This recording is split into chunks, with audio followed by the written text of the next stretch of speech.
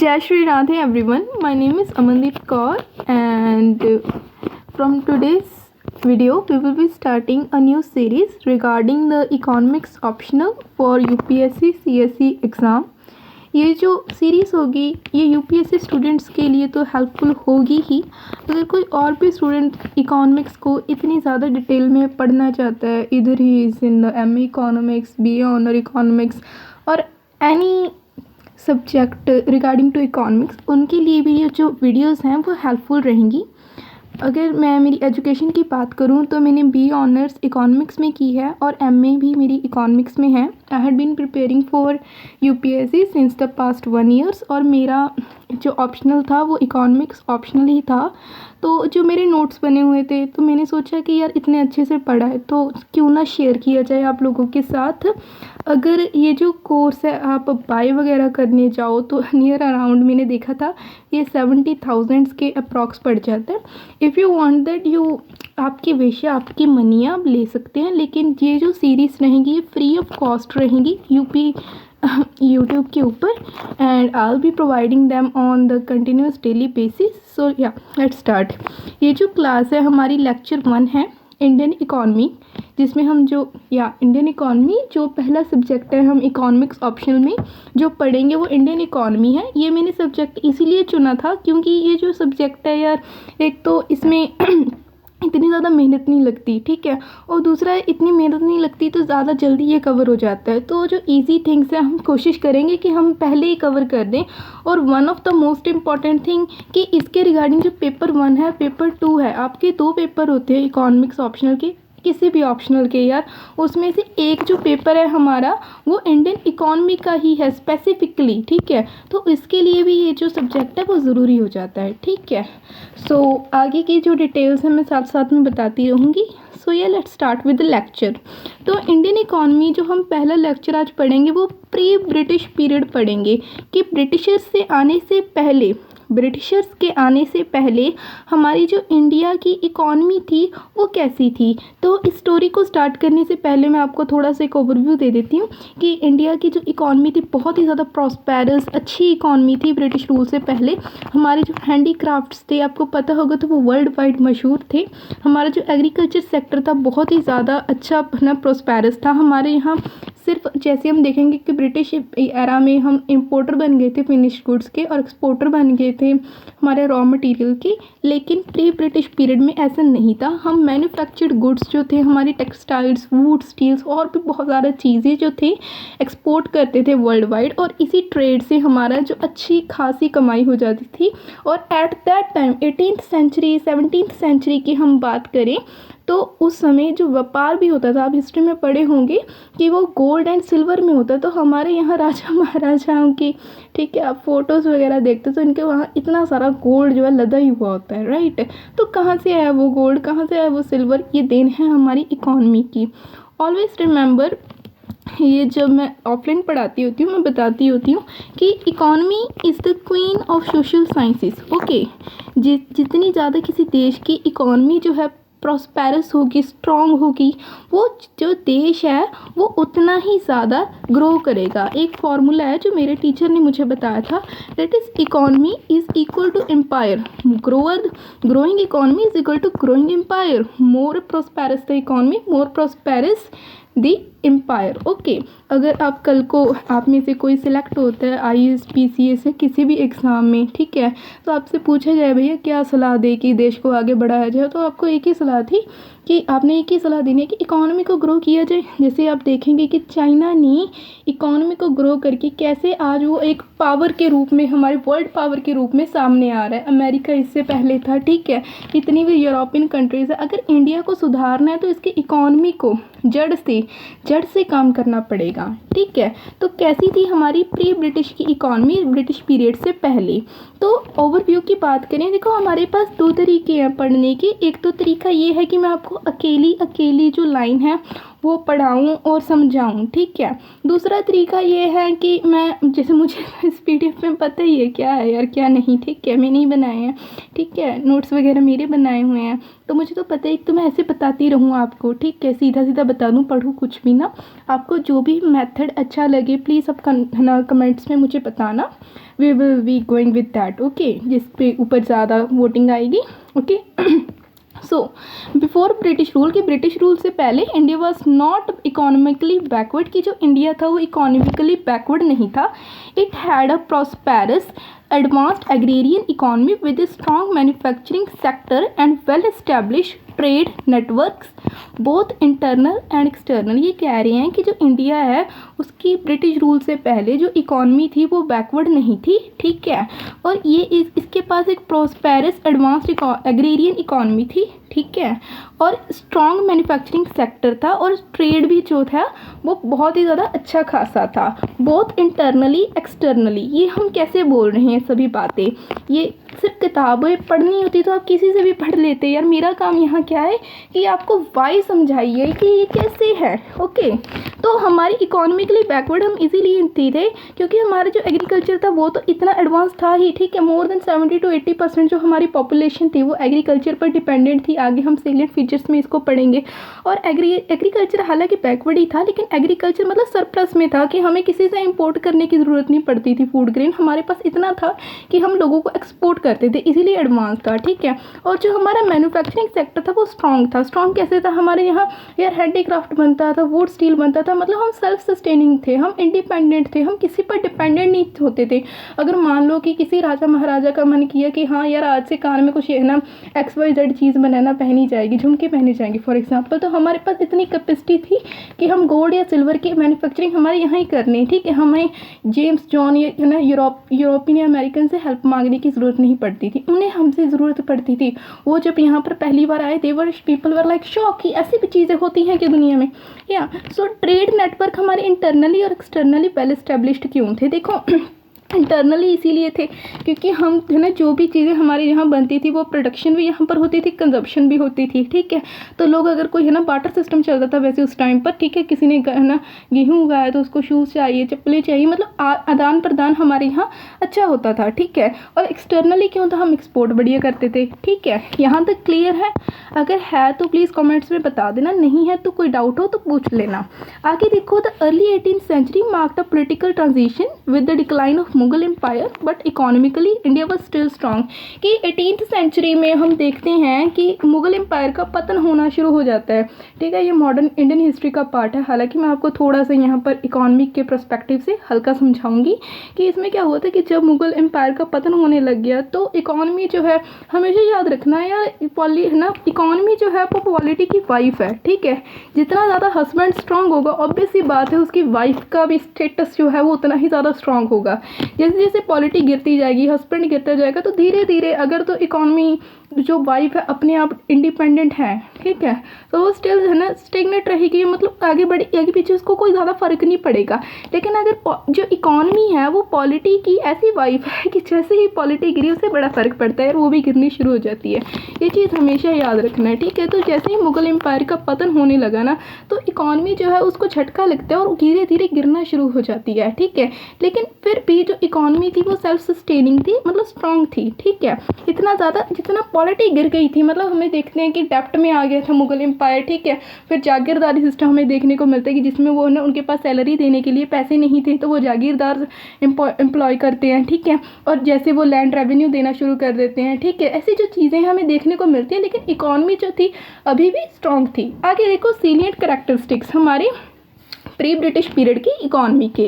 तो जैसे मैंने आपको बताया कि हमारी जो इकॉनमी थी वो एग्रीकल्चर इकॉनमी थी। ये हम कैसे कह रहे हैं कि क्योंकि अराउंड 70 to 80% जो पॉपुलेशन थी वो एग्रीकल्चर पर डिपेंडेंट थी। आगे देखो self sustaining villages economy, self sufficient village economics.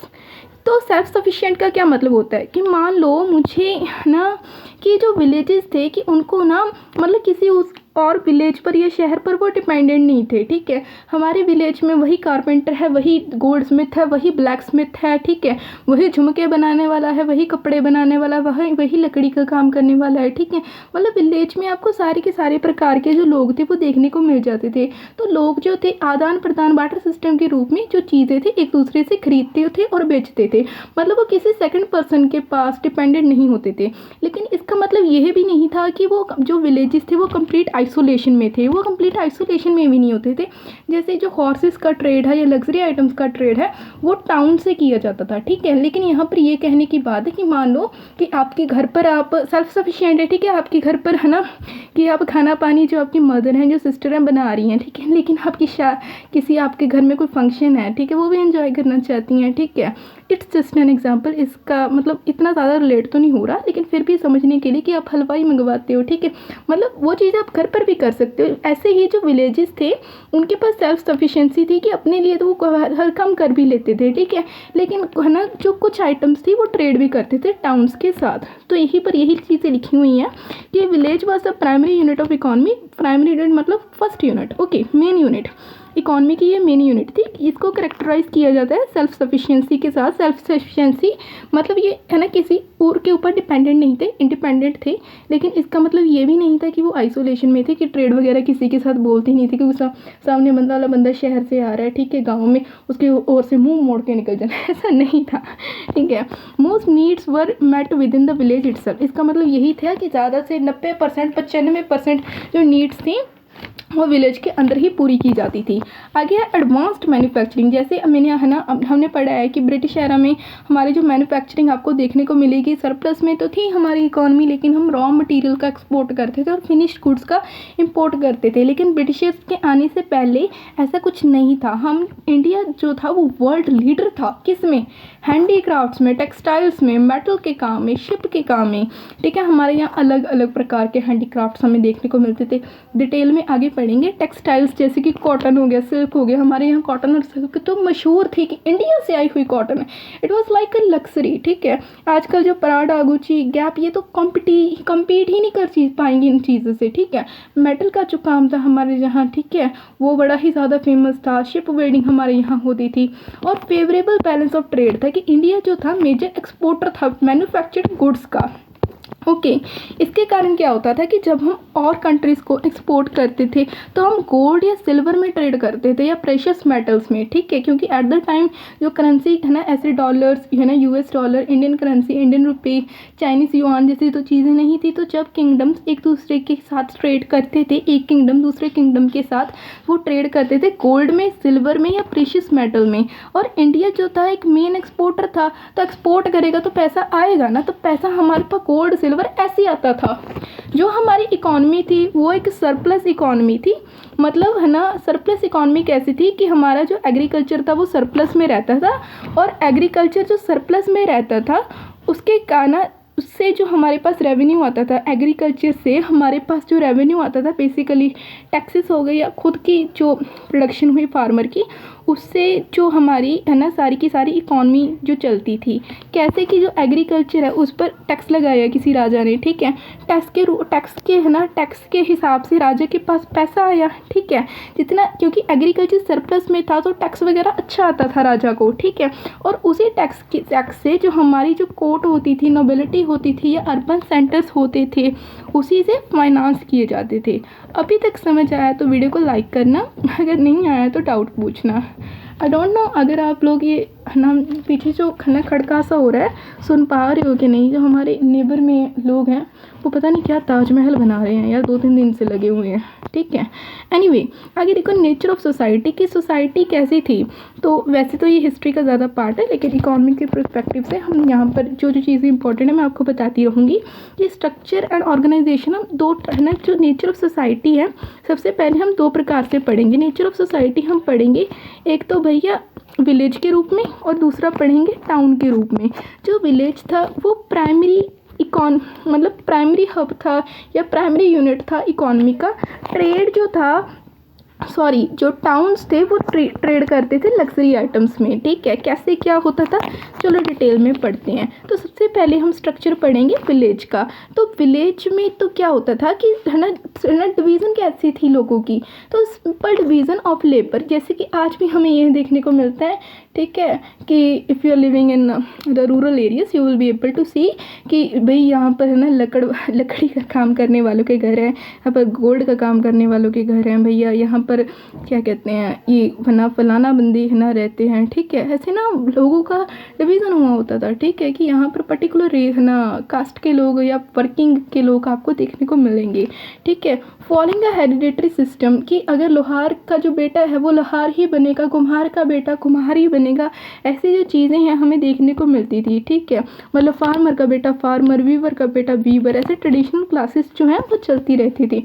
यहाँ पर एक और पॉइंट नोट करने वाली बात है जो आपको इंटरव्यू में हेल्प करेगा कि कास्ट सिस्टम जो है वो हमारे यहाँ था, कास्ट थी हमारे यहाँ पर, डिवीज़न ऑफ कास्ट था, डिवीज़न ऑफ लेबर था on the basis of work, लेकिन हमारे यहाँ कास्टिज़म नहीं था। कास्टिज़म और कास्ट सिस्टम में एक मेजर डिफरेंस है। कास्ट सिस्टम का मतलब होता है कि फ़लाने बंदा, ठीक है, कि फ़लाने ना अगर किसी की कास्ट है ना वीवर है, जुलाहा है, तो माना जाएगा कि भैया ये है ना जुलाही का काम करेगा, ठीक है, मतलब वीविंग का काम करेगा, ठीक है। अगर सुनहार है तो सोने का काम करेगा, ठीक है। चमार है तो चमड़े से काम करेगा, ठीक है, मतलब मेजर। लेकिन कास्टिज़म जो है वो डिफरेंट चीज़ है। मतलब कास्टिज़म का मतलब होता है कि एक दूसरे को ऊपर नीचे समझना। Caste system that everyone is equal, weather he is a gold Smith, black Smith, he is a jeweller, he is a carpenter, he is anything, कि सब एक समान है। लेकिन कास्टिज़म ऊपर नीचे होना, this is a different thing, okay.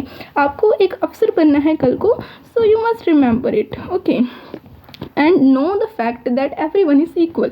सो हमारे यहाँ हेरिडेटरी सिस्टम था, हेरिडेटरी वही चीज़ कि कुम्हार का बेटा कुम्हार होगा, और सिंपल डिवीज़न ऑफ लेबर था। आगे देखो सेल्फ सस्टेनिंग विलेजेस थी, वही चीज़ दोबारा रिपीट की गई है कि जो मोस्ट फूड और गुड्स थी वो ना लोकली प्रोड्यूस की जाती थी और लोकली उसका कंजप्शन होता था। आगे देखो विलेजेस जो थे वो एक छोटे रिपब्लिक्स की तरह थे। कैसे? क्योंकि हम सातवाहना पीरियड के बाद देखेंगे कि सातवाहनास वर द फर्स्ट पीपल जिन्होंने लैंड ग्रांट्स देने शुरू किए थे। तो जब उन्होंने लैंड ग्रांट्स वगैरह देने यार शुरू किए ना, तो ना एक मतलब कि जैसे मान लो लैंड ग्रांट का मतलब होता है कि आज से भाई ना अमनदीप कौर इस जो कबीला है या है ना 500 किलोमीटर का जो एरिया है कि भैया उसमें से आप रेवेन्यू कलेक्ट करोगे, ठीक है। ऐसे जो कई सारे सिस्टम है, 2-3 सिस्टम है हिस्ट्री में आपको पढ़ने को मिलेगा कि देखने को मिलेंगे। तो इससे क्या हो गया कि जो बंदे को रेवेन्यू कलेक्ट करने को मिल गया, ठीक है, कई नोबल्स भी बन गए थे, ठीक है, तो वो लोग अपने आप को एक राजा की तरह ट्रीट करने लग गए थे, ठीक है। तो विलेजेस तो जो थे ना वो एक स्मॉल रिपब्लिक के रूप में हमें देखने को मिलते हैं प्री ब्रिटिश पीरियड में। हालांकि वो इंडिपेंडेंट है ना नहीं थे, लेकिन वो फंक्शनिंग इंडिपेंडेंट करते थे। इन दोनों बातों में ये डिफरेंस है कि वो राजा के अधीन थे, सभी के सभी। मान लो कि पूरा का पूरा इंडिया है ना, अभी 28 स्टेट्स हैं तो मान लो 28 राजा होंगे, ठीक है, 28 राजाओं में बटे हुए थे। लेकिन जो 28 के 28 राजा थे वो आगे किसी और मेन राजा के अंडर अधीन थे। हालांकि जो हर एक स्टेट है हमारे यहाँ पर, पंजाब, हरियाणा, हिमाचल, तमिलनाडु, केरला, जितने भी स्टेट्स हैं इंडिपेंडेंटली एंड एक दूसरे से डिपेंडेंट होकर काम करते हैं। वही चीज़ है सेम कि हमारे पास इतना खाना होता था हर स्टेट के पास कि वो अपने लिए तो सेल्फ सफिशिएंट है, ठीक है, लेकिन फिर भी हमें ट्रेड देखने को मिलता था लाइक मिनी स्टेट्स, ओके। तो इंडिपेंडेंट ऑफ फॉरेन रिलेशन नहीं था, ठीक है। Independent of foreign relations, they were not independent of foreign relation, ये यहाँ पर एक करेक्शन करना, लेकिन यहाँ पर मतलब लाइक फॉरेन रिलेशन जो थे वो कम थे, ये चीज़ थी। आगे देखो हमें ना 3 डिस्टिंक्ट क्लासेस हमें विलेजेस में देखने को मिलती हैं। मतलब 3 तरह से लोगों को बांटा जाता था। एक तो एग्रीकल्चरलिस्ट, क्योंकि 70 से 80%, 70 से 80% जो पॉपुलेशन थी वो एग्रीकल्चर पर डिपेंडेंट थी, तो एग्रीकल्चर एक अहम भूमिका निभा रहा था। तो जो एग्रीकल्चर का लोग काम करते थे उन्हें एग्रीकल्चरिस्ट कहा जाता था। और एक क्लास, मेजर क्लास थी विलेजेस में। दूसरे कौन होंगे? जो आर्टिस्ट्री काम करेंगे, हैंडीक्राफ्ट्स, मेटल के साथ काम कर रहा है, कोई कारपेंटर है कोई, ठीक है, या मीनल काम जो साफ सफाई का काम कर रहे होंगे लोग। और तीसरे लग्जरियस ऑफिसर्स, ऑब्वियसली, ठीक है, ऑफिशियल्स जो कैटेगरी थी वो वाली, ठीक है। मतलब 3 तरह के लोग आपको विलेज में देखने को मिलेंगे। या तो भैया वो खेती बाड़ी का काम कर रहे, खेती बाड़ी नहीं तो कि भैया कोई राजा बाबू होगा, बाबू नहीं तो भैया वो कोई आर्टिसन होगा। एनीवे, आगे देखो हम स्ट्रक्चर ऑफ टाउन की ओर बढ़ते हैं। तो टाउन जो था भैया ना, मतलब 3 तरह के टाउन जो हमें देखने को मिलते हैं प्री ब्रिटिश पीरियड में। एक तो है रिलीजियस सेंटर हो गया, जैसे कि इलाहाबाद, बनारस, गया, ठीक है, ऐसे हमें कई सारे है ना रिलीजियस सेंटर्स देखने को मिलते हैं। एडमिनिस्ट्रेटिव सेंटर्स भी हमें देखने को मिलते हैं, जैसे दिल्ली, लखनऊ, लाहौर। और ट्रेडिंग और कमर्शियल सेंटर्स हुबली और बेंगलोर। हम इकॉनमी में डील करेंगे इनके साथ, क्योंकि ये अर्बन सेंटर्स हैं। अर्बन सेंटर्स क्या होते हैं, जैसे है ना जो प्रोडक्शन सेंटर्स थे वो सेंटर्स थे, तो इकॉनमी में हम प्रोडक्शन से डील करते हैं, सो हम इनके साथ डील करेंगे। There were large variety of occupation and trades in towns. देखो गांव में हमने बोला सेल्फ सफिशिएंट थे, लेकिन फिर भी वो ट्रेड वगैरह करते थे। लेकिन अब दिल्ली जैसे शहर में, ठीक है, हबली जैसे शहर में, इलाहाबाद जैसे शहर में, जहाँ दूर दूर से लोग आते हैं, वहाँ पर सोचो कितना ट्रेड होगा। और लोगों के जो ऑक्यूपेशन थी वो उनकी भी बहुत ज़्यादा वैरायटी हमें देखने को मिलती थी। आगे देखो nature of rural economy in British India की हम बात करें तो रूरल इकॉनमी कैसी थी, तो देखो विलेजेस पर सेल्फ सफिशिएंट, वही सेम बात। इस बात को ना आपको अगर आप ऐसे लिखोगे, विलेजेस पर self sufficient mainly based on agriculture, noted by Charles Metcalfe 1835। 1835 में ये एक अंग्रेज़ बंदा था, हमारे इंडिया में आया था, इसका नाम था चार्ल्स मेटकल्फे।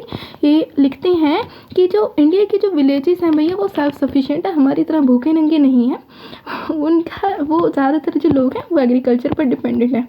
अच्छे मार्क्स आने की 100% प्रोबेबिलिटी बनती है। आगे देखो एग्रीकल्चर जो था वो प्रिमिटिव था, जैसे मैंने शुरुआत में ही आपको बोला था कि वो प्लो और बुलक पावर से ही सब कुछ करते थे। अंग्रेज़ों के पास भी कोई एडवांस माइनर कुछ नहीं था, हमसे ही लिया जो भी लिया इन्होंने, गरीब हैं ये। Division of labour was hereditary, जो है ना वही सेम बात की लेबर की डिवीज़न कैसी थी, हेरिडिटरी थी और पास थ्रू जनरेशन। कुम्हार का बेटा कुम्हार ही देखने को आपको मिलेगा। विलेज पॉपुलेशन इंक्लूडेड, विलेज में वही सेम बात की पीजेंट्स होंगे, इंडस्ट्रियल वर्कर्स होंगे, हैंडीक्राफ्ट एग्जिस्टेड, हैंडीक्राफ्ट्स भी आपको देखने को मिलेंगे। वो वाला जो पॉइंट था ना ये वाला ये वाला, हाँ इसको ना इसके साथ रिप्लेस कर लेना, ये वाले ज़्यादा आपको मार्क्स देगा। आगे देखो only limited trade took place, हाँ रूरल इकॉनमी में लिमिटेड ट्रेड टुक प्लेस करता था। आगे नेचर ऑफ अर्बन इकॉनमी कैसा था, ठीक है, इकॉनमी हमने 2 टाइप से पढ़नी थी, रूरल वाली तो हमने देख ली, अब अर्बन वाली कैसी थी, वही टाउन्स की बातें आएंगी। ये टाउन 3 प्रकार के होते थे, पॉलिटिकल, रिलीजियस और कमर्शियल। हमारा जो ठेका है कमर्शियल के साथ है, क्योंकि ये प्रोडक्शन से डील करते हैं। जो टाउन्स थे वो सेंटर्स थे ट्रेड के and had world market reach. Hubli जैसी जो जगह है वहाँ पर कैलिकट जैसी हैं, अंग्रेज़ आए थे, अंग्रेज़ों ने हमारे यहाँ हमारे भोले वाले लोगों को कब्जा किया था, ठीक है। तो आपको पता चल ही गया होगा टाउन की क्या पावर थी, कितने ज़्यादा ट्रेड होता होगा वहाँ पर। जो अर्बन इंडस्ट्रीज़ थी, यहाँ पर एक मेन इंपॉर्टेंट बात यही है कि वो लग्जरीज़ के साथ ट्रेड करती थी। What is the main difference between the rural economy and urban economy during the pre British period. आपको यही बताना है कि जो रूरल इकॉनमी थी वो सेल्फ सफिशिएंट थी, वो एग्रीकल्चर के साथ ज़्यादा डील करती थी। लेकिन जो अर्बन इकॉनमी थी हमारे यहाँ पर वो लग्जरी आर्टिकल के साथ डील करती थी। यहाँ पर अरिस्टोक्रेट्स और वेल्थी मर्चेंट्स आपको देखने को मिलेंगे, जैसे कि अलाउद्दीन खिलजी के पीरियड में आपको देखेंगे कि यह हॉर्सेस का इम्पोर्ट होता था, ठीक है, हॉर्सेस का इम्पोर्ट होता था। और जो है ना कपड़े थे, लग्जरियस कपड़े जो राजा महाराजा पहनते थे, उन पर मोनोपोली राइट्स थे स्टेट्स की। जो ऐसी चीज़ें हैं ना जो आपको अर्बन सेंटर्स में देखने को मिलेगी।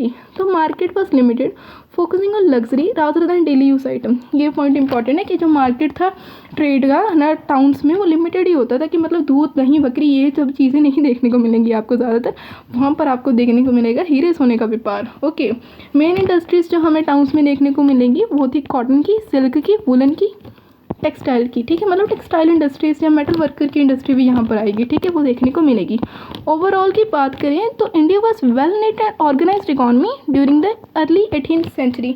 तो इस समय का तो भैया वो लंदन था, ठीक है, हमारा इंडिया आगे भी बनेगा, बस ईमानदारी की ज़रूरत है, ठीक है। हमारे यहाँ जो सभी बाबू हैं वो ईमानदार हो जाएं, ठीक है, सरकारें अपना काम ढंग से करें, लोगों में सिविक सेंस आ जाए, तो भैया इंडिया जैसी जगह आपको कहीं नहीं देखने को मिलेगी। जितना खूब अल्लाह ने जो है ना इंडिया को बनाया है, ठीक है, वैसी कोई कंट्री जो वर्ल्ड में आज तक बनाई ही नहीं है अल्लाह ने, ठीक है। So anyway let's come back to the topic. आगे देखो agrarian structure and land revenue system. जो एग्रेरियन सिस्टम था was the foundation of bedrock of pre British economy and industry. Agriculture पर बेस्ड थी हमारी इकॉनमी तो थी। जो लैंड ऑनरशिप था ये यहाँ पर आपको देखने को मिलेगी, वो है ना मतलब किसी के पास प्राइवेट जो ऑनरशिप थी हमें देखने को नहीं मिलती थी प्री ब्रिटिश पीरियड में। जो सारे का सारा लैंड था वो मुगल एम्परर का होता था, बिकॉज वहाँ तब के टाइम मुगल एम्परर रूल कर रहे थे बेसिकली, कि एम्परर का होता था, ठीक है। And considered the ultimate owner of of land, वो ज़मींदार को या जागीरदार को एक समय के लिए देता था। लेकिन अगर है ना कल को राजा का मन हो यार यहाँ पर ना घर मुझे अच्छा लगेगा, ठीक है, मान लो ये XYZ जगह है, ये किसी जागीरदार को दी हुई है या ज़मींदार को दी गई है। राजा आया, राजा ने बोला यार ये जगह बड़ी सुंदर लग रही है, इस घर को गिरा दो, गिरा दिया। ऐसी जो चीज़ें हैं हमें देखने को मिलती थी। यही जो सेम चीज़ें वो कनाडा में आज की डेट में आपको देखने को मिलेगी। I don't know if you people are aware about it or not, कि जो वहाँ पर एक क्वीन है अभी भी हेड ऑफ द कंट्री है वहाँ, हालांकि वहाँ पर कॉन्स्टिट्यूशनल मोनार्की है, ठीक है। अगर रानी का मन हुआ कि भैया यहाँ पर ना मुझे घर चाहिए कनाडा में, कनाडा पूरे कनाडा में यार घर बनवा दो, घर बन जाएगा ही, क्या बड़ी बात है। ऐसी जो चीज़ें हैं वो देखने को मिलती थी। आगे देखो ज़मींदारी सिस्टम है, ज़मींदारी सिस्टम है ना in the so what happened it है या द ज़मींदारी सिस्टम मुगल हियरार्की, जगह एम्परर जो था पूरे के पूरे लैंड का हेड होता था, वो राइट्स देता था लोगों को कि यहाँ पर से आप रेवेन्यू इकट्ठा कर सकते हैं। जागीरदार को यहाँ पर इंपॉर्टेंट बात है, आप हिस्ट्री में पढ़ोगे, ठीक है, कि जागीरदार क्या होते थे कि एट द मुगल पीरियड से भी पहले हमें कई डायनेस्टीज ऐसी देखने को मिलेंगी जिनके पास है ना जब इकॉनमी में है ना पैसा है ना, कुछ राजाओं ने स्कीम लगाई थी बेसिकली ये कि जब उनके पास पैसा नहीं होता था अपने एम्प्लॉयज़ को काम करने के लिए देने के लिए, मतलब सैलरीज देने के लिए, तो वो उनको जागीरदारी दे देते थे। इससे क्या होता था कि लोगों को ना राजा लोगों से काम भी करवा लेता था, उनको सैलरी भी दे देता था। जागीरदारी का सिंपली मतलब ये होता है कि मान लो ये XYZ जगह है, मुझे किसी को है ना क्या कहते हैं पैसा देना है, लेकिन पैसा देने के लिए मेरे पास पैसा नहीं है, तो मैं उसको क्या बोलूँगी, ये थोड़ा सा ज़मीन का टुकड़ा है भैया, हमारे यहाँ पर जो भी आपको रेवेन्यू कलेक्ट करना है, यहाँ पर जितने भी लोग रहते हैं, जो भी रिसोर्सेज है भैया सब अपने हैं, ठीक है, मुझे इतना प्रोपोर्शन या दे देना, ठीक है। ऐसी जो चीज़ें थी हमारे प्री ब्रिटिश पीरियड में देखने को मिलती थी। तो मतलब granted rights to collect revenue to jagirdars in exchange for military services and administrative duties. जो कि जागीरदार होते थे बेसिकली वो मिलिट्री में या एडमिनिस्ट्रेटिव सर्विस में वो एम्परर के पास कंट्रीब्यूट करते थे, मतलब स्टेट को कंट्रीब्यूट करते थे। उनको जो मंथली सैलरी नहीं मिलती थी, उनको एक जागीरदारी सिस्टम टाइप जगह मिलती थी। आगे देखो ज़मींदार और जागीरदार में डिफरेंस होता है। ज़मींदार क्या होता है और जागीरदार क्या होता है। जागीरदार तो भैया मिलिट्री में या एडमिनिस्ट्रेटिव यूनिट में एम्परर के पास काम करते हैं, लेकिन जो ज़मींदार बंदा है इसके पास हेरिडिटरी राइट होते थे।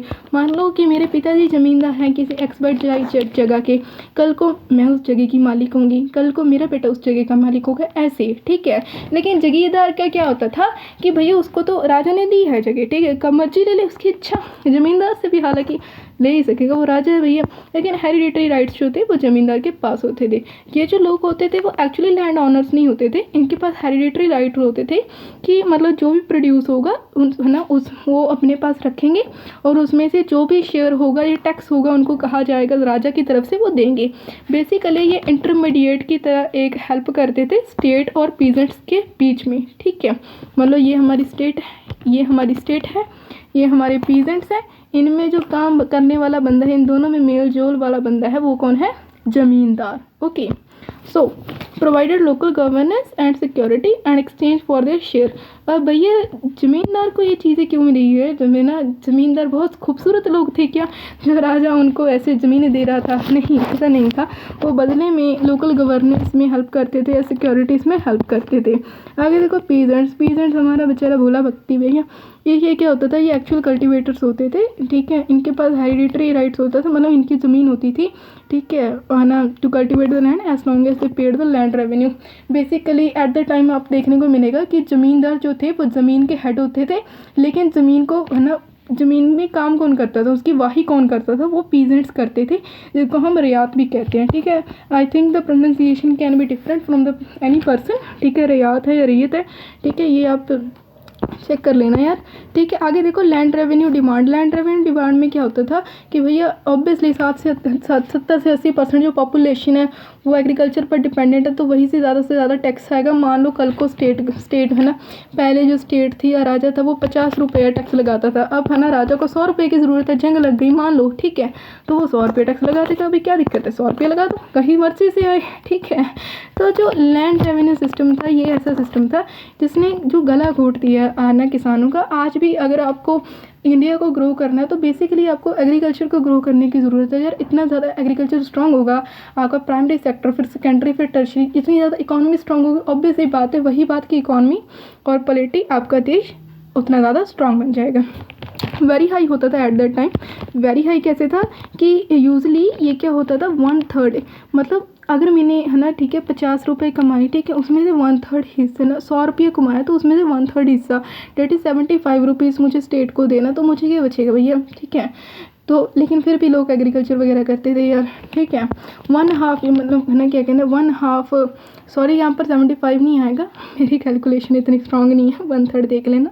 तो 1/2 जो मतलब 100 रुपये कमाए तो भैया 50 रुपये स्टेट का, ऐसी जो चीज़ें हमें देखने को मिलती थी, जिसके कारण क्या होता था कि जो हैवी बर्डन पड़ता था पीजेंट्स पर, क्योंकि ज़मींदार ने तो भैया उनसे लाठी वगैरह मरवा कर उनसे पैसा लेना है, तो किस पर बर्डन पड़ेगा, ऑब्वियसली जो इसने टैक्स देना है, ठीक है, keeping them at subsistence level, but the revenue have to maintain Mughal emperor grandeur. Obviously जिसके पास पैसा आएगा वो मर्जी करिए यार, ठीक है। लेकिन यहाँ पर जो लिखा हुआ है कि फाइनेंस करने में, स्टेट को फाइनेंस करने में कहाँ से पैसा आता था, टैक्स में, और टैक्स जो था पीजेंट भरता था भैया, इससे से हमारा देश चलता था। Land revenue system under Akbar, ये बड़ी इंपॉर्टेंट बात है कि अकबर के टाइम में है ना, कि मुगल एम्पर है ना 16th सेंचुरी में हमें देखने को मिल रहा है कि इतना ज़्यादा पतन हो गया कि उनको जागीरदारी देखने की ज़रूरत पड़ रही है। लेकिन अकबर के टाइम में हमें अलग अलग लैंड रेवेन्यू सिस्टम देखने को मिलते थे, जैसे बताई, कनकूत और जब्ती।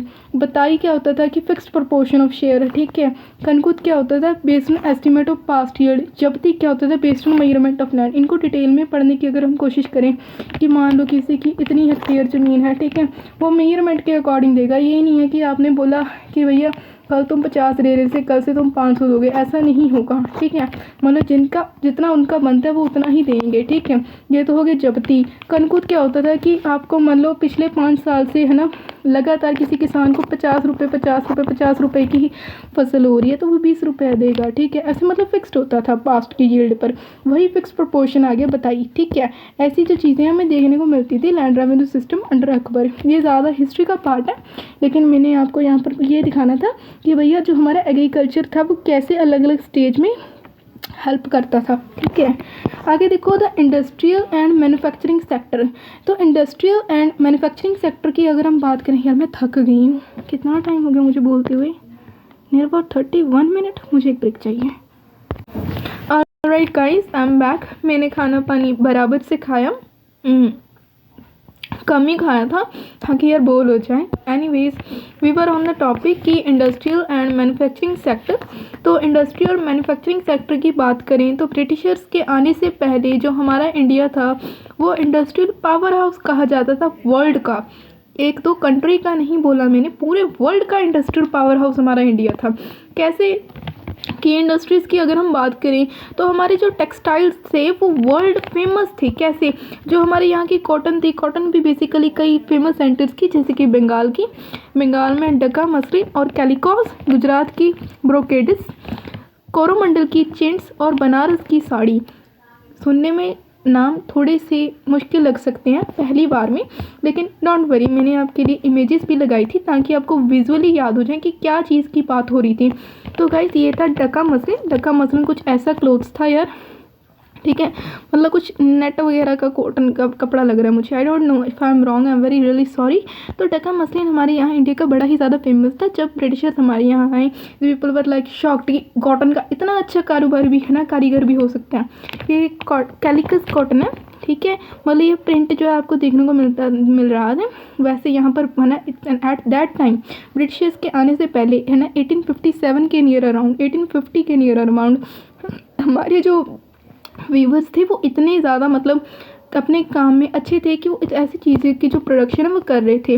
ब्रोकेड्स कॉटन, यार मैंने जब ये गूगल से इमेजेस डाउनलोड की थी, I was really shocked and fascinated कि यार कितने अच्छे, मतलब इतना ज़्यादा है ना अच्छा मटेरियल जो था एट दैट टाइम, मतलब आज से 300-400 साल पहले देखने को मिल रहा था हमारे इंडिया में, ठीक है।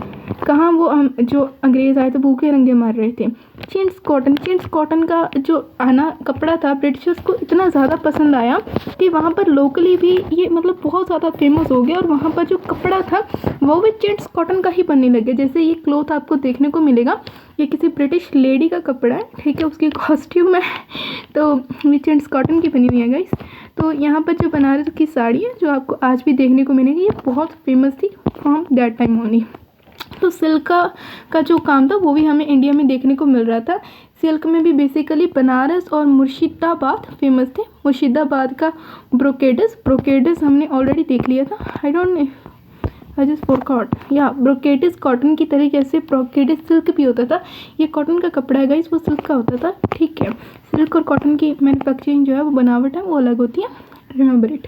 आगे देखो बहरमपुर का जो गॉड साड़ी था, गॉड साड़ी क्या होता है बेसिकली जो भगवान को हम कपड़ा पहनाते हैं उसे गॉड क्लोथ कहा जाता है। इसके बारे में मुझे भी नहीं पता था, मैंने भी जहाँ से ये मतलब सारा का सारा अलग अलग साइट से अलग अलग बुक से आपके लिए रेफ़र किया था, तभी मुझे भी यही देखने को मिला कि बहरमपुर जो था वो फेमस था गॉड साड़ीज़ के लिए। मतलब जैसे आज हम बनारस वाराणसी वगैरह चीज़ें देना जगह देखते हैं कि वो फेमस है, ठीक है, मतलब पर्टिकुलर गॉड्स है ना देखने रिलेटेड चीज़ हमें, ठीक है, कि वहाँ स्नान कीजिए, वहाँ स्नान कीजिए, यहाँ से पत्थर आएगा, ठीक है, उस पत्थर से क्या कहना भगवान की मूर्ति बनेगी। वैसे जो बहरमपुर था वो गॉड के कपड़े के लिए फेमस होता था।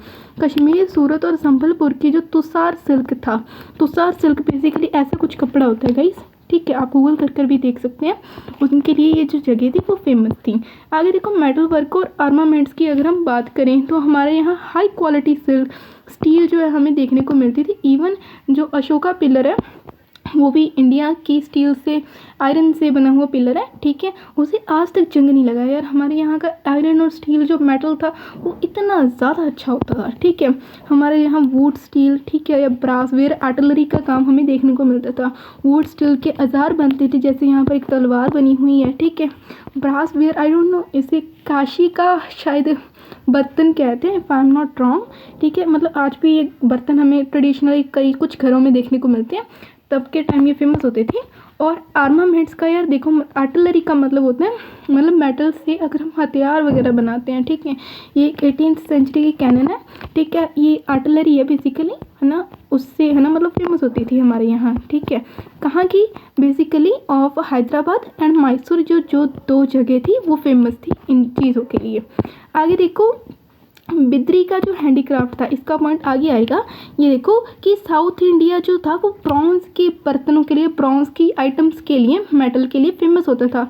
उसके ऑपोजिट जो नॉर्थ इंडिया होता था वो बिद्री वर्क के लिए फेमस होता था। बिद्री क्या होता है, ये एक अलॉय होता है कॉपर और जिंक का, मतलब कुछ ऐसे से बर्तन, कितने शाही बर्तन है यार जो है ना। मतलब सोचो कि आज की डेट में किसी के घर में ये डाइनिंग टेबल पर सज जाए यार, कितना अमीर बंदा होगा। ऐसे जो कुछ है ना सामान है या है ना ऑर्नामेंट्स या हैंडीक्राफ्ट है एट द टाइम बड़े ही ज़्यादा आम थे लोगों के पास, इतना ज़्यादा हमारा रिच इंडिया था। शिप बिल्डिंग में भी हमारे जो कुछ एरियाज थे जैसे मालामार और कोरोमंडल कोस्ट हो गया वो फेमस होती थी। यहाँ पर शिप बिल्डिंग की इंडस्ट्रीज आपको देखने को मिलेंगी, प्रोवाइडिंग वेसल्स और for both Indian ocean trade and European companies, ठीक है। आगे देखो अदर क्राफ्ट्स में अगर हम बात करें तो पेपर, परफ्यूम, ज्वेलरी, इवरी के लिए हमारे जो मैसूर और त्रिवंतमपुरम होते थे वो फेमस थे। और हमारे यहाँ स्टोन कार्विंग तो यार इतनी ज़्यादा फेमस थी, आज भी फेमस है हमारे यहाँ इंडिया की, और बड़ी ही ज़्यादा आम होती थी एट दैट टाइम। आज के हम टेम्पल्स देखें साउथ में तो है ना, नॉर्थ इंडिया में तो आपको कम देखने को मिलेंगे, लेकिन साउथ इंडिया में आपको बहुत ही ज़्यादा स्टोन की कार्विंग जो माना टेम्पल है वो देखने को मिलेंगे, ठीक है। It's a part of your art and culture, ज़रूर देखना इसको गूगल में, ठीक है। और ऑर्गेनाइजेशन ऑफ प्रोडक्शन की अगर हम बात करें तो वो मतलब है ना अलग अलग टाइप में हमें देखने को मिलती थी। मतलब प्रोडक्शन को कैसे ऑर्गेनाइज किया जाता था, जैसे कि आर्टिसन बेस्ड की production was primary carried out by individual artisans and family in villages and towns. Basically ये सीलेंट फीचर्स हैं कि जो आर्टी है ना हेरिडिटरी होता था, क्योंकि डिवीजन ऑफ लेबर तो है ना कुम्हार का बेटा कुम्हार, वैसे वीवर का बेटा वीवर, ठीक है, अच्छा है ना लेदर का काम करने वाले का बेटा लेदर वर्कर, ओके। ऐसी जो चीज़ें थी मतलब फैमिली के है ना, फैमिली एंड आर्टिसन मतलब हेरिडिटरी वर्क था। आगे देखो तो कारखाना सिस्टम में क्या होता था कि ये स्टेट स्पॉन्सर वर्कशॉप्स होती थी।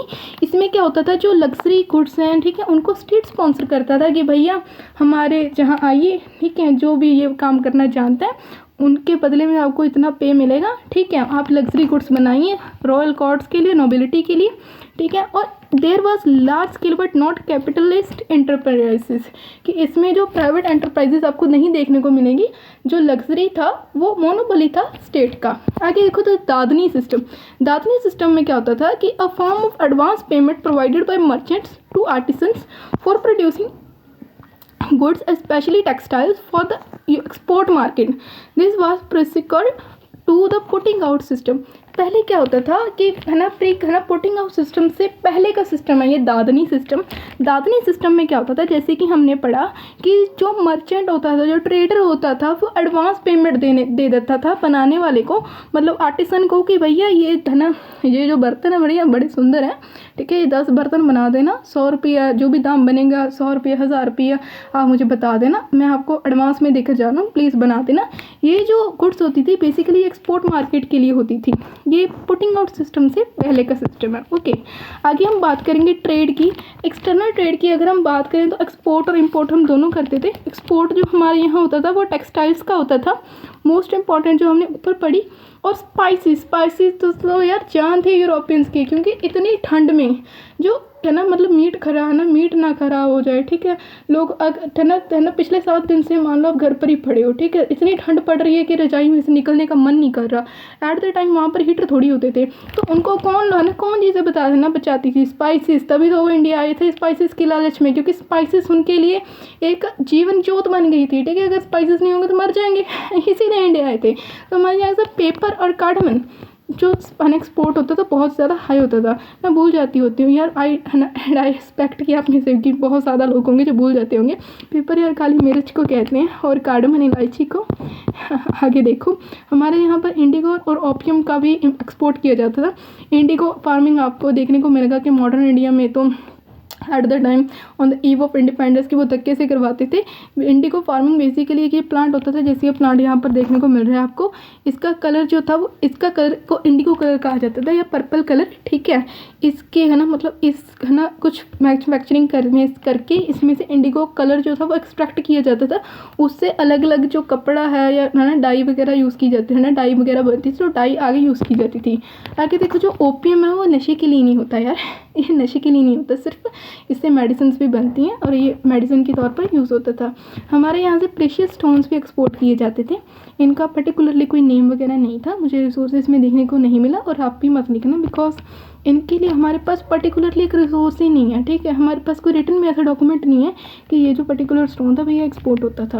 अगर देखो इम्पोर्ट की अगर हम बात करें तो हमारे यहाँ पर इम्पोर्ट है ना, इम्पोर्ट भी नहीं, प्रेशियस मेटल का अगर हम बात करें तो इम्पोर्ट में ये बात आप मान के चले कि हमारे पास आता था इसलिए इम्पोर्ट लिखा गया, क्योंकि हम ट्रेड करते थे। ट्रेड में आपको जैसे मैंने बताया कि मान लो एक किंगडम दूसरे किंगडम से जब ट्रेड करते तब मतलब एक प्रॉपर है ना करेंसी तो नहीं होती थी, ठीक है, रुपये ही होगा या चाइनीज़ युआन ही होगा, नहीं होता था।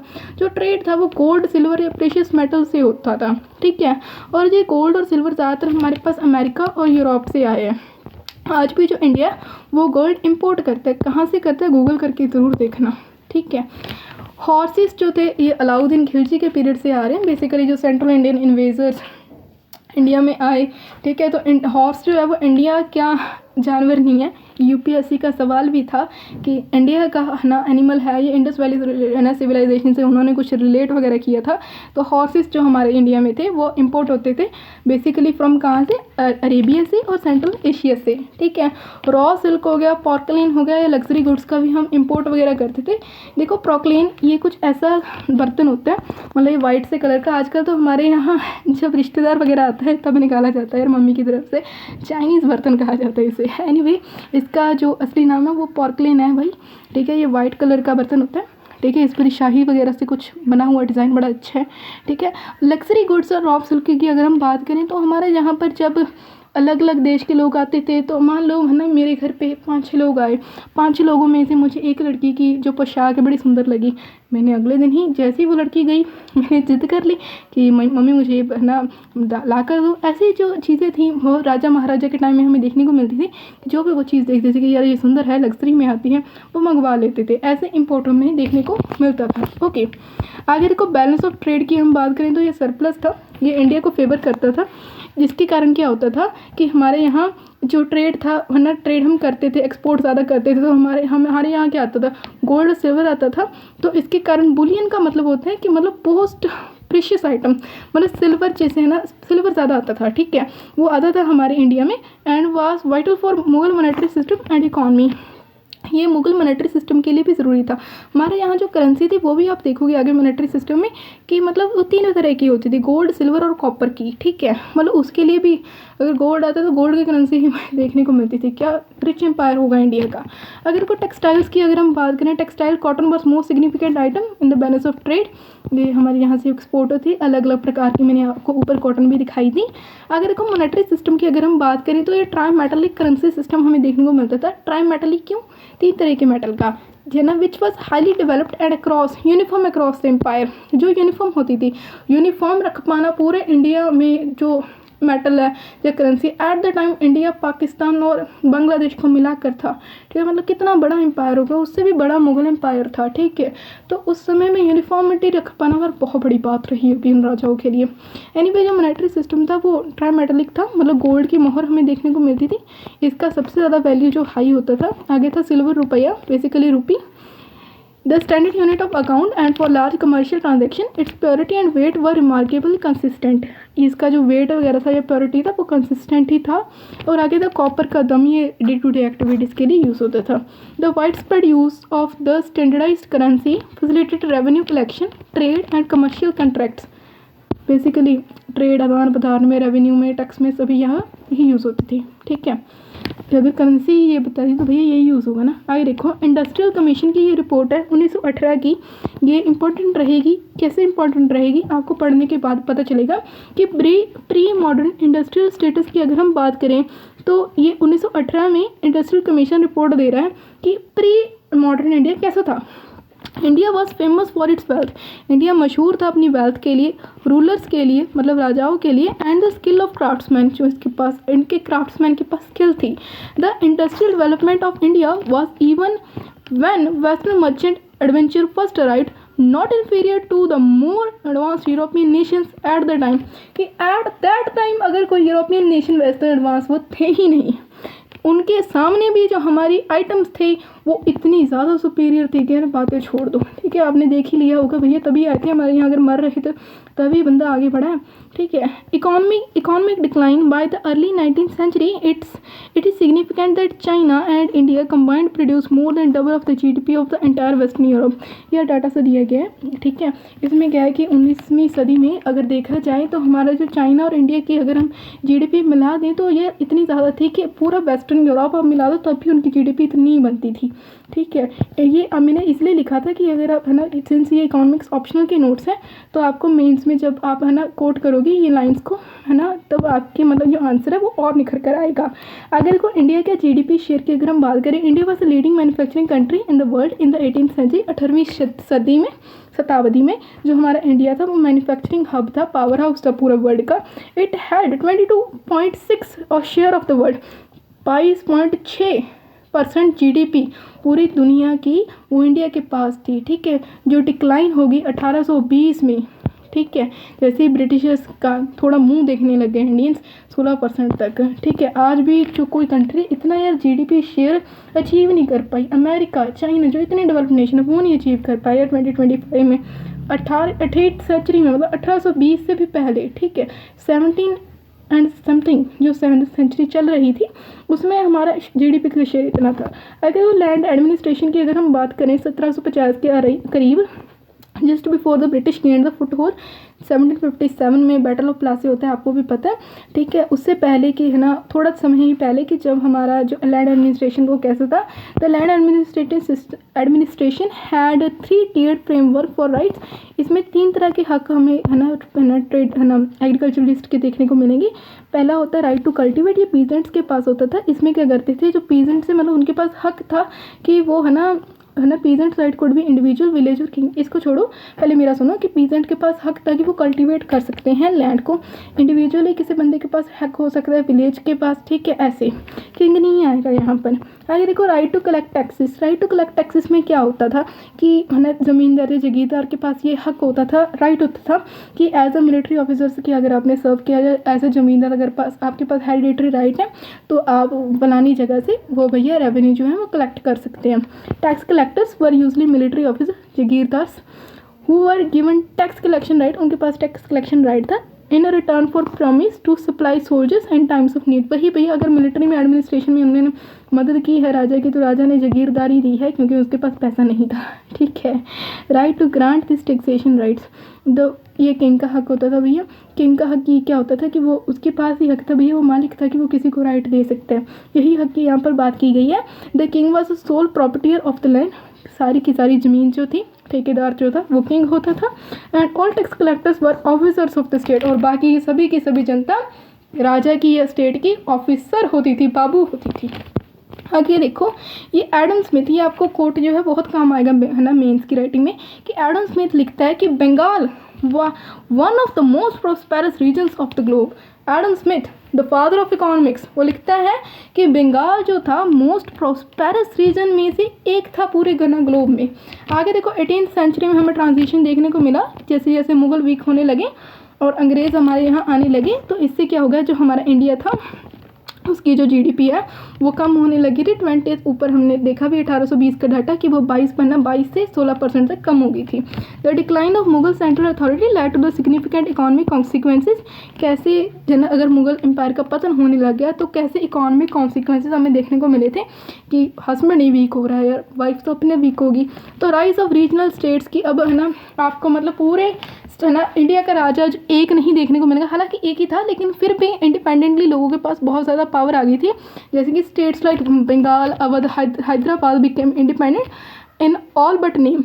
दे often provided a more conducive environment for trade and industry in their region, ठीक है। मतलब इंडिपेंडेंसी या कुछ देखने को मिलेगी, क्योंकि मान लो कि आपके ऊपर अगर कोई ज़्यादा जोर ज़बरदस्त ताकतवर व्यक्ति नहीं रहेगा तो नीचे वाला ऑब्वियस सी बात है वो, ठीक है, वो खपला करेगा। अगर सरकार अच्छी होगी तभी तो बाबू अच्छे होंगे ना, तो सरकार को अच्छे होने की ज़रूरत है। आगे देखो पॉलिटिकल इंस्टेबिलिटी हमें देखने को मिलेगी कि ज़्यादातर जंग वगैरह लगनी शुरू हो गई थी। ऑब्वियसली अगर ऊपर राजा नहीं अच्छा रहा, ठीक है, कोई एडमिनिस्ट्रेशन नहीं है, तो एक राजा दूसरे के ऊपर, छोटे छोटे राजे के लोग, ठीक है, एक दूसरे के ऊपर हमला कर रहे थे, हमें वॉर वगैरह देखने को मिल रही थी। Among successor states disturbed internal trade route, इससे कारण क्या होगा, वार लगी, जंग लगी, तो ट्रेड तो अपने खराब होना था, ठीक है, जिसके कारण जो ट्रांजैक्शन कॉस्ट थी या इकॉनमी जो थी वो वीक होने लगी। ऑब्वियसली आपको इकॉनमी में आपने पढ़ा होगा कि है ना, इकॉनमी में आपके पास चॉइसेस होती हैं, ठीक है, अब कौन सी प्रकार की गुड है ना बनाना चाहते हैं, ठीक है। अगर वॉर गुड्स ज़्यादा बनेंगे तो कंज्यूमर गुड्स के लिए है ना आपको फ़र्क पड़ेगा, वो कम हो जाएंगी, ठीक है, ट्रांजैक्शन कॉस्ट जो है वो बढ़ेगी। मिलिट्री और tax collectors often grab power de facto in practice, जो मिलिट्री एंड टैक्स कलेक्टर्स थे, ठीक है, वो मतलब ऑब्वियसली ऊपर ताकतवर व्यक्ति नहीं था, वो अपने आप को राजा घोषित करते थे। हाँ से भैया XYZ ज़मीन का राजा, ऐसी चीज़ें हमें देखने को मिली थी। आगे देखो impact on peasantry and European opportunity. Impact on peasantry में हमें देखने को मिला, जैसे मुगल एम्पायर पतन होने लग गया तो पीजेंट्री के ऊपर क्या प्रभाव आया। The breakdown of central authority led to the increase exploitation by local zamindars, chieftains, causing peasant distress due to the concentration of power in the hands of tax collector।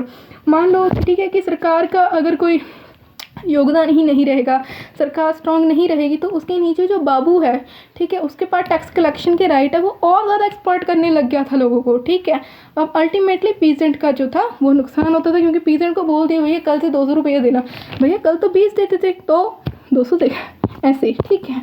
Opportunity for Europeans, अब देखो ये जो first chapter आपका modern India का, उसमें देखने को मिलेगा कि अगर है ना हमारा इंडिया कमज़ोर था politically, economically, socially and many other factors से, तभी अगर आप कमज़ोर होंगे तभी आपको दूसरा जो व्यक्ति है वो हरा पाएगा, ठीक है।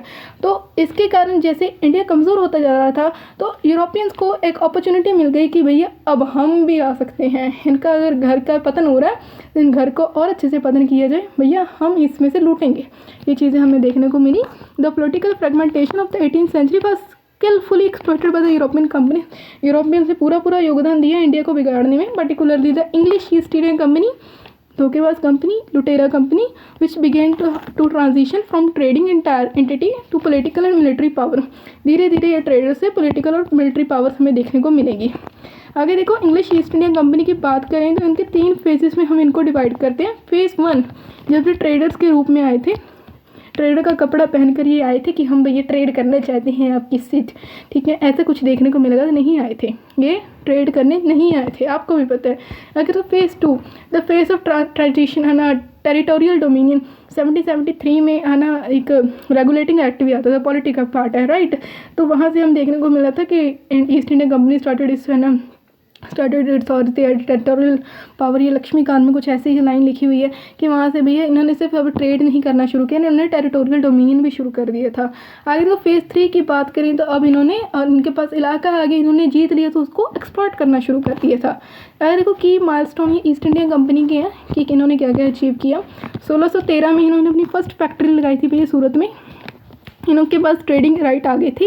ट्रेडिंग राइट किसने दिए थे? जहांगीर राजा ने दिए थे। किसको? सर थॉमस रो को, जो फर्स्ट ऑफिशियल हमारे यहाँ आया था इंग्लिश एम्बेसडर मुगल कोर्ट में। 1639 में अंग्रेज़ों ने मद्रास का एस्टेब्लिशमेंट किया था। 1668 में इन्होंने बॉम्बे जीत लिया था। 1690 में फोर्ट विलियम जो कलकत्ता में इन्होंने बनवाया था, किसके लिए? देखने के लिए यार, दुश्मन को, और क्या। 1757 में बैटल ऑफ प्लासी होता है। बैटल ऑफ प्लासी के बाद या बैटल ऑफ बक्सर के बाद ही हमें देखने को मिलता है कि इन्होंने इंडिया जीतना शुरू कर दिया था। 1764 में बैटल ऑफ बक्सर होता है, ठीक है। 1765 से है ना, आई थिंक 1765 था ना यार, 1773 पता है यार, रेगुलेटिंग एक्ट कितने का था, मतलब इस दिन का जो टेरिटोरियल पावर जो है वो शुरू हो गया था। फर्स्ट पेज ये लक्ष्मीकांत का। आगे देखो, crucial despite political turmoil the Indian economy remain robust and competitive until the battle of Plassey. The real structure deindustrialization and systematic drain of wealth began after the East India Company established political control। यही बात बताई गई है कि east India company ने पहले trader का कपड़ा पहना, उसके बाद इन्होंने जंग वगैरह लगाई, लड़े, इन्होंने जीता और उनके पास ट्रेन ऑफ वेल्थ शुरू हो गई। ट्रेन ऑफ वेल्थ में क्या था कि इन्होंने भैया इंडिया से लूटना शुरू किया और अपने देश भेजना शुरू किया, जिसके कारण आज ये अमीर हो गए हैं। आगे देखो, इकॉनमिक कॉन्सिक्वेंसेज अगर हम बात करें कि ब्रिटिशर्स ने अगर इंडिया को जीता तो इसके इकॉनमी में कैसे प्रभाव हमें देखने को मिले। तो सबसे पहले डिक्लाइन इन इंडियन हैंडीक्राफ्ट। जो इंडियन हैंडीक्राफ्ट ऑब्वियसली आप देखोगे, ठीक है, +1 +2 में भी ये लिखा गया। +2 की एक किताब है टी आर चैन की, मैंने पढ़ी थी इंडियन इकॉनमी की, मुझे याद है। उसमें लिखा गया था कि हम इम्पोर्टर बन गए थे फिनिश गुड्स के और एक्सपोर्टर मिल गए थे रॉ मटेरियल्स के, जो हमारे साथ धक्का मुक्की करते थे ब्रिटिशर्स की, हमारी वस्तुएं लो भैया, ठीक है। एक्सपोर्ट और इंपोर्ट हम इनके जोगे ही रह गए थे, ठीक है। ऐसी चीज़ें हमें जो देखने को मिलती थी। आगे देखो, changes in the land revenue है ना, land system during the 1793 to 1850। ये आगे हम पढ़ेंगे जैसे जैसे ये सीरीज़ कंटिन्यू होगी कि permanent settlement, ryotwari system, mahalwari system, ये लैंड रेवेन्यू सिस्टम हमें देखने को मिलेंगी आगे। ओके, आगे कमर्शलाइजेशन ऑफ एग्रीकल्चर। जो एग्रीकल्चर था उसका कमर्शलाइजेशन होगा, तो पीजेंट्स को, कल्टिवेटर्स को फोर्स किया जाता था कि भैया कोई बात नहीं, अगर भूखे मर रहे हो इंडिको उगाओ, इंडिको उगाओ, ठीक है, ऐसी चीज़ें। आगे देखो, रेनेसेंस गवर्नेंस इनकी अच्छी नहीं थी। ये लोग लूटने ही तो आए थे, इनको क्या मतलब कि 10 बंदा भूखा मर रहा है या 1 बंदा भूखा मर रहा है। तो इनकी जो गवर्नेंस वो अच्छी नहीं थी। ये कमर्शियल पॉलिसीज है ना लेकर आ रहे थे, तो इसके कारण इंडिया में रेगुलरली हमें फेमाइंस देखने को मिलते थे, जिसमें से फेमाइन ऑफ बंगाल तो बहुत ज़्यादा फेमस है, इंपॉर्टेंट भी। ओके, आगे देखो, process of industrial transition in India. आगे देखो, slow and arrested development of modern industry. की हमारे यहाँ पे तो इंडस्ट्री पहले से यार इतनी स्ट्रॉन्ग है, तुम क्या स्ट्रॉन्ग करोगे, ठीक है। इन्होंने हमारी इंडस्ट्री को बर्बाद करके रख दिया था, ठीक है। इंडस्ट्री का ट्रांजिशन हो गया था बेसिकली, और कॉलोनियल एक्सप्लॉयटेशन उनकी पीक पर जाती गई जैसे जैसे ब्रिटिशर्स जो थे वो स्ट्रॉन्ग होते गए। थ्रू ट्रेड पॉलिसीज इनकी हो गई, एक्सपोर्ट पॉलिसीज हो गया, कई policies. Okay, poverty of masses and economic drain, transfer of wealth from India, ये तो होना ही था यार। आगे देखो, एक्सपेक्टेड क्वेश्चंस यहाँ पर लिखे गए हैं। पहला क्वेश्चन है ना, आपने पूरा का पूरा चैप्टर पढ़ा यार, ठीक है। ये जो 2 क्वेश्चंस हैं, प्लीज़ आप अपनी कॉपी पेन लेकर उठाकर एक बार लिखने की कोशिश ज़रूर करना, जितना समझ आया, ठीक है। कोई डाउट आता है तो पूछ लेना यार, ठीक है। जैसे जैसे हम 3-4 चैप्टर पढ़ लेंगे तो मैंने निकाल कर रखे हुए हैं PYQ आपके लिए, हम उनको सॉल्व करेंगे। एंड आई मेक श्योर कि इकोनॉमिक्स में से आपका जो नंबर है वो ना ही छूटे यार, ठीक है। पहला क्वेश्चन, इसको स्क्रीनशॉट ही ले लो। The pre colonial India, anyway अगली वीडियो में ही समझाऊंगी मैं, ठीक है, बिकॉज आई डोंट वांट कि आपका इंटरेस्ट वगैरह ख़राब हो, ये वाला। Okay, so this was all about today's videos guys, जिसमें हमने पढ़ा pre British India. Pre British India मैंने आपको मुगल पीरियड से स्टार्ट किया था और ईस्ट इंडिया कंपनी तक मैं लेकर गई। How you like the video or how you rated the video, let me know in the comment section, and we'll meet you in the next video. Have a nice day. Bye bye, take care.